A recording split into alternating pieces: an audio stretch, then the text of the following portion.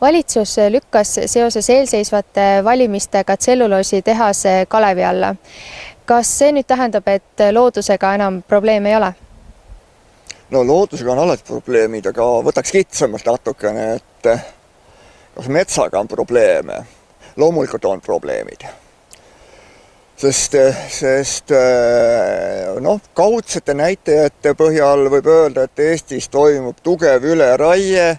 See tähendab seda, et ka metsa väga primitiivsel käsitlemisel, metsa käsitlemisel ainult puiduallikana toimub puidu kvaliteedi langus Eesti metsades. Raiutakse üha enam sellised maltsmetsasid, sellised noori metsasid, kus saab tselluloosi kuupmeetrit kätte, aga kvaliteet puiduga tekib üha enam raskusi. Inimesi häirib, et metsades teostatakse lageraiet, et kas on sellele mingeid alternatiive? Nii, on ja ei ole ka. Mõnes mõttes, et võtta, kuidas nüüd metsa mõõta.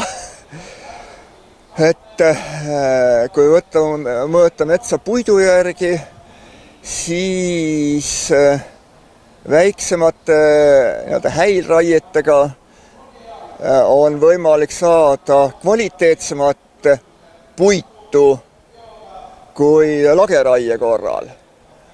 Vähem okslikku, sirgemat ja tihedama aastarõngaga puitu. Häiludes on selles mõttes see puit tuleb kvaliteetsem. Kasvuaeg tuleb natuke pikem sellise häiludes kasvamatel puudel, aga puit tuleb kvaliteetsem. Samaaegselt häilu kõrval kasvavad puud kasvavad ka edasi ja nendes, et see fotosünteesi ressurss, maa tootlikkuse ressurss toimib ikka edasi, ainult ta on natuke erinevalt jaotatud selle vahel. Nii et kvaliteetsema puidu nimel kindlasti ei tasuks teha lageraiet. Peale selle, lageraiega on see, et see raiesmiku tagab täielik šokk ja sealt hakkab lagunemisprotsessid hakkavad seal peale suuremad. Nii et raiesmik on terve rida aastaid, ei ole mitte süsihappegaasi siduja ja ka noorendik esimestel aastatel, vaid ta toodab süsihappegaasi juurde. Mis sest, et noor mets on parim süsihappegaasi siduja, aga kuna raiesmikus muld laguneb, muld muutub vaesemaks lageraie korral, siis seal see süsiniku tasakaal, see veel pole päris selge. No hea küll, ühes kohas ta ei muutu muld vaesemaks, see on siis märgadel aladel, kus see maa hoopis soostub lageraie korral. Et kui ta on natuke niiskem mets, siis peal lageraiet võib sinna kujuneda väga kiiresti sooberis ja siis on jälle probleem. Kas juhtu see vesi minema, et põuaga ei oleks enam üldse vett kuskilt saada. Nii. Nüüd, et kas lageraie on päris kuradist? Seda siiski mitte. Sest kui mõelda selliste asjade peale nagu maasikad, pohlad, vaarikad, siis parimad maad on nendel väikestel metsalagendikel. Et sellistel lageraiet soodustavad neid marjamaid.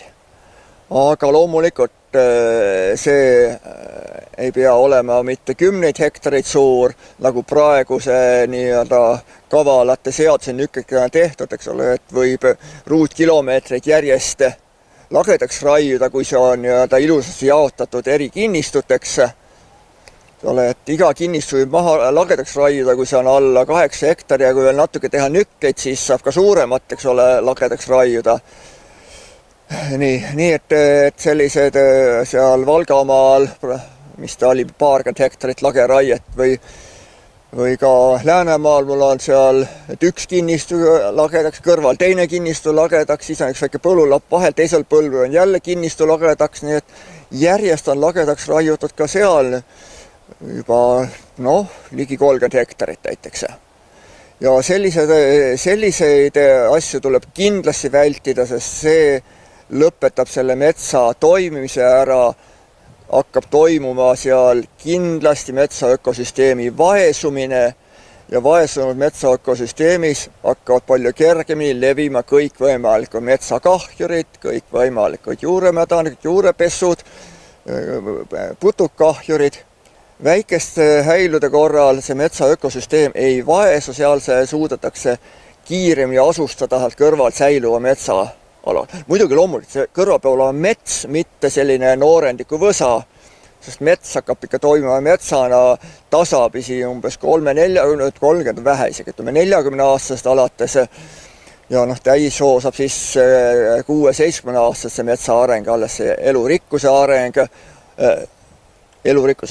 aga elurikkus saab valmis Eesti vaesunud metsades võib-olla 200-aastase metsas alles.